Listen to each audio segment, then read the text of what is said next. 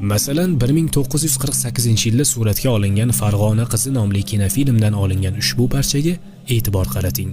Ushbu kadrlarda o'zbekona kiyingan nomahram erkak va ayollar aralashib, birgalikda pivo ichib o'tirishibdi. Dilbar ismli film qahramoniga bir qiz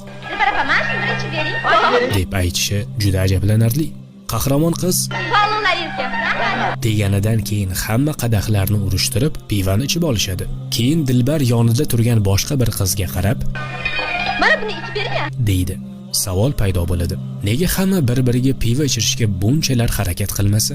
Keyin kadrlarda qizning dadasi kelganini ham ko'rishimiz mumkin. U ham joylashib o'tirgach, katta qadahda unga ham pivo keltiriladi. Uning kiyim-kechagiga e'tibor bering. U toza o'zbek otaxonlaridek cho'pon, do'ppi kiygan, belbog' bog'lagan. Atrofda ham o'zbekona kiyingan yigitlar va qizlar birgalikda pivo ichib xushchaqchaqlashib o'tirishibdi. Bularning barchasi nega suratga olingan? Shubhasiz bu o'zbek xalqini o'z dinlaridan uzoqlashtirish, millatni buzish hamda ularning aql-xushlarini o'g'irlab, ichkilik ichadigan, mast bo'lib o'zini yo'qotadigan insonlarga aylantirish uchun edi.